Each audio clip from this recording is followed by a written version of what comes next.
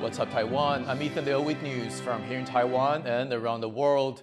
U.S. President Donald Trump has rolled out his reciprocal tariff plan, a move that could trigger a global trade war, even with allies and partners. Joyce Sun has more. U.S. President Donald Trump is doubling down on his pledge to resolve what he calls unfair trade practices with foreign countries, announcing a closely watched plan for reciprocal tariffs, a price match on what other countries are charging American goods.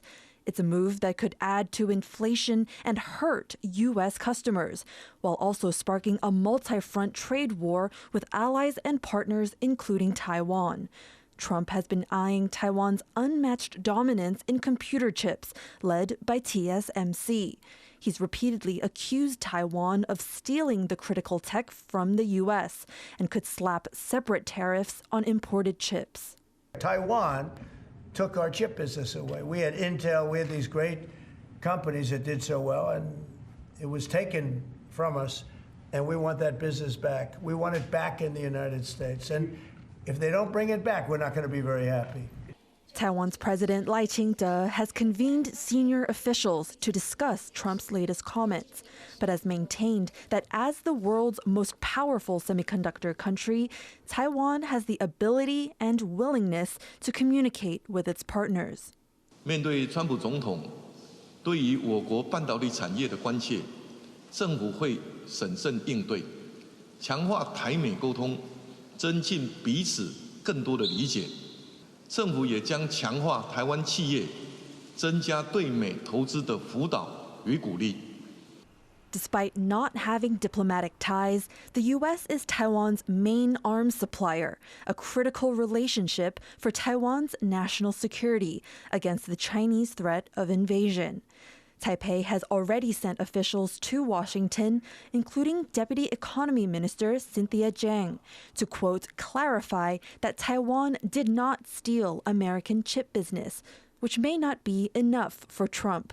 I suspect that that's all theater. I suspect that's all theater and not real. Because there are only two people that are running the show right now. It's really the president and Peter Navarro.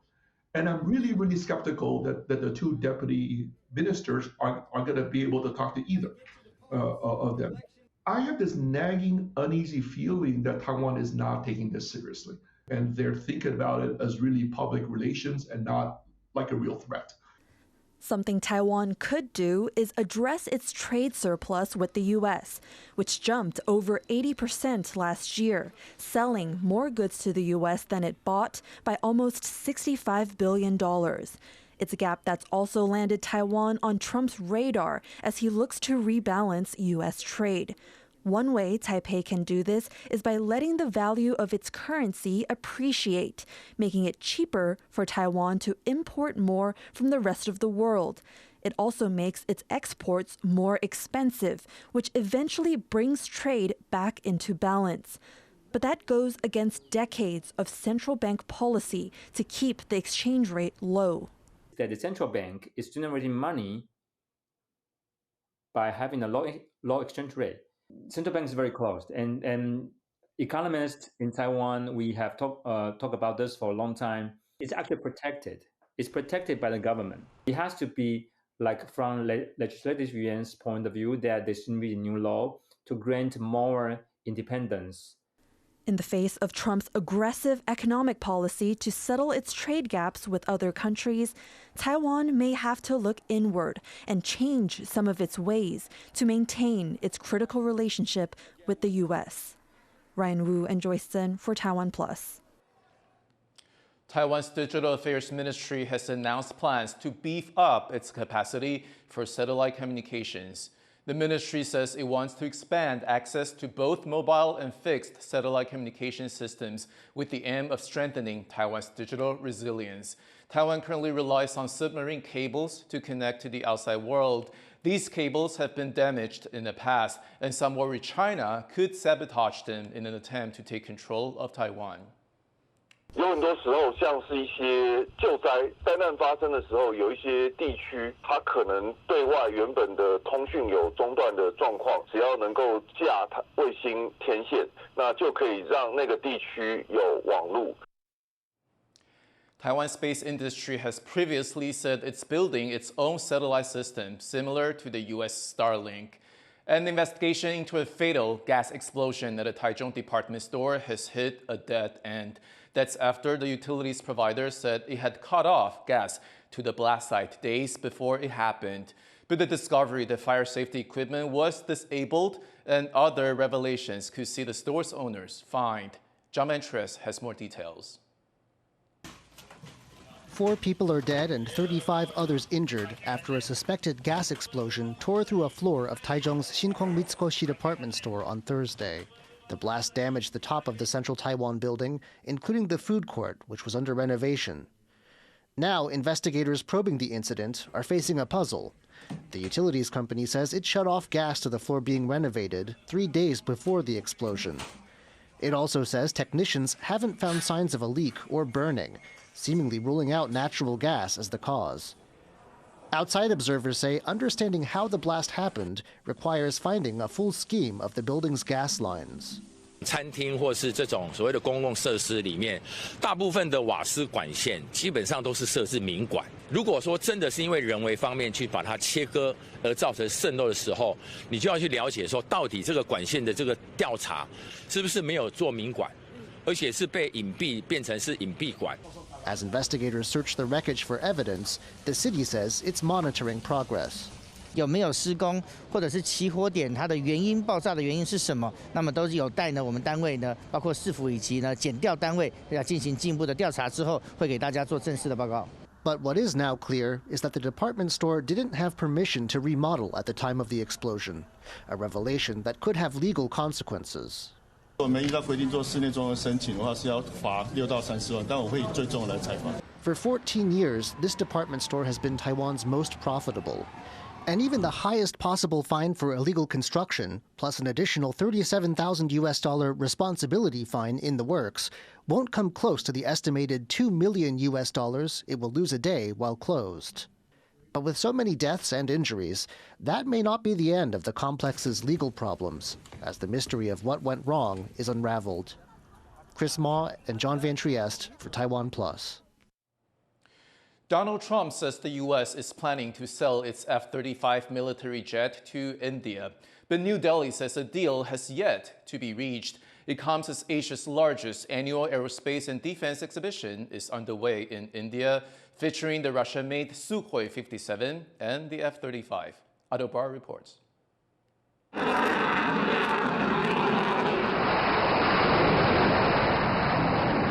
Soaring through the skies of southern India's Bengaluru are some of the world's most advanced fighter jets. The US F-35 and Russian Su-57 together for the first time. They are here at Aero India, Asia's biggest aerospace and defense expo. But they are here not just to perform, they're hoping to impress a potential customer in New Delhi. Fifth-generation fighter jets like these have stealth technology that can evade radar detection. The US, Russia, and China are the only countries that have designed and built fifth-generation jets. India wants to purchase the new jets to counter China's growing air power. Earlier this year, 2 new Chinese stealth jets were spotted. This raised alarm in New Delhi over Beijing's growing air power. China and India have been locked in an intense military standoff at their mutual border since June 2020. That year, Indian and Chinese soldiers clashed in the frigid Himalayan region of Ladakh over territory that both sides claim. Since then, China has deployed its fifth-generation J-20 jets at Xinjiang's Hotan airport near the border with India. The recent display of Chinese jets has set the stage for India's quest to purchase new fighters. when China unveiled not one but two sixth-generation fighter aircrafts, the White Emperor, of course, it took the entire world by storm. And we, of course, in India did, I would say, lengthy discussions on what it means. And frankly, it was a wake-up call for India. There's no doubt about it. And I think the kind of enthusiasm, the kind of excitement that you see at the Aero India this year is also coming from the fact that India is very seriously looking at more acquisitions. But with the two potential suppliers, US and Russia, at odds ever since Moscow's invasion of Ukraine in 2022, India finds itself choosing between two opposing camps for its new jets. Russia has long been the main supplier of India's defense industry.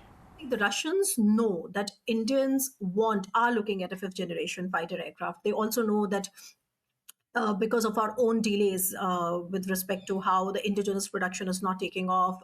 Right now in India, we are still trying and struggling with the right kind of engines for our fourth generation, okay, for the LCA Mark 1, Mark 2. So that is where we are. So we are very far away from our own fifth generation aircraft.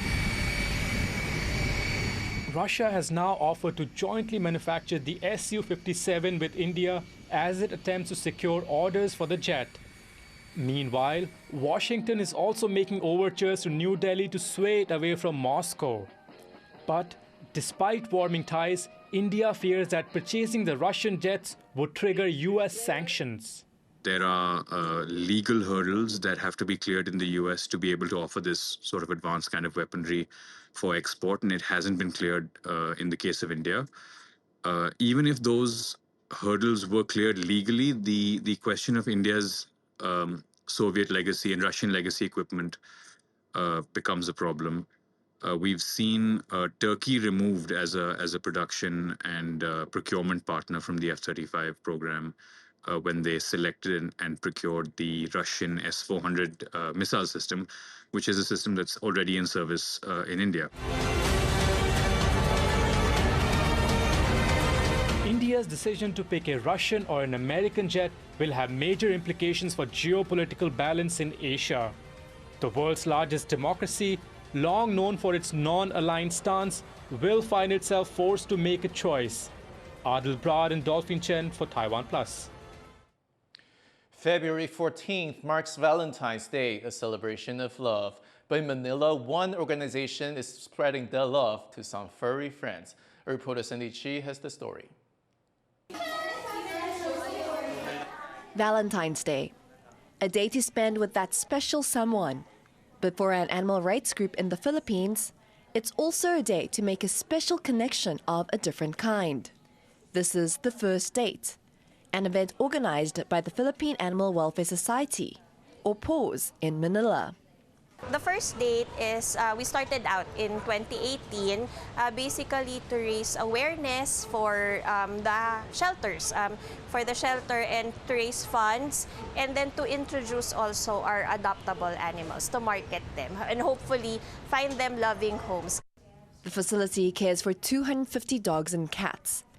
Most of them are survivors of abuse or neglect, making the First Date an important opportunity to give these animals a happy and loving future. Participants help socialize the animals and can even decide to permanently adopt them.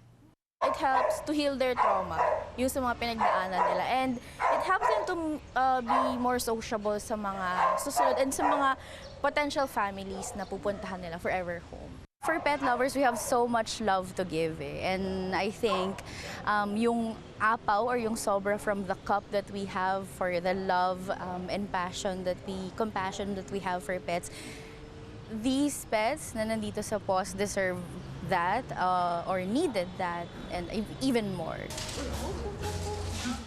Though the organization only cares for a tiny portion of the over 13 million stray dogs and cats in the country, it can still make a big difference to the lives of the animals who meet that special human at the first date. Fu Hong and Sani Chi for TaiwanPlus. Thank you for watching What's Up Taiwan. Finally today, we take you to Japan for the 35th Annual Koide International Snowball Fight. I'm Ethan Liu. Take care, and I'll see you next time.